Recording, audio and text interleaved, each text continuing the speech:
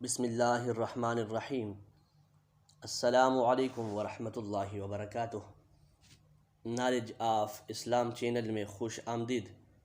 محترم و مکرم مرد حضرات و خواتین، امید ہے کہ آپ لوگ خیریت سے ہوں گے۔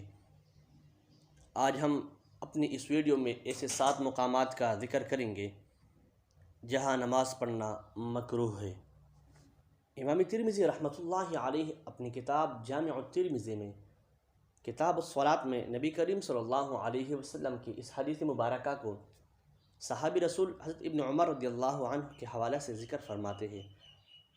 حضرت عبداللہ ابن عمر رضی اللہ عنہ فرماتے ہیں کہ نبی کریم صلی اللہ علیہ وسلم نے منع فرمایا ہے کہ 7 جگہوں میں نماز ادا کی جائے۔ وہ 7 مقامات یہ ہیں۔ نمبر 1، بیت الخلاء۔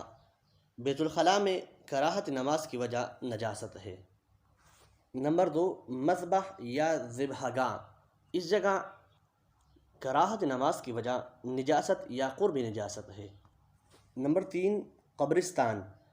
قبرستان میں نماز کے مکروہ ہونے کی وجہ وہاں قبروں کا سامنا کرنا ہے۔ نمبر 4، قارعۃ الطریق۔ اس سے مراد بڑے راستے کا درمیانہ حصہ یا عینی راستہ کی جگہ ہے۔ یہاں نماز مکروہ ہونے کی وجہ عدم اطمینان ہے، کیونکہ لوگوں کی آمد و رفت کے باعث یہ جگہ اطمینان بخش نہیں ہو سکتی، جبکہ اطمینان خشوع نماز کی روح ہے۔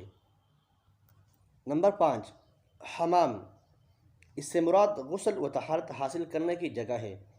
یہاں نماز مکروہ و ممنوع ہونے کی وجہ بے اطمینانی ہے۔ نمبر 6، معاطن الابل۔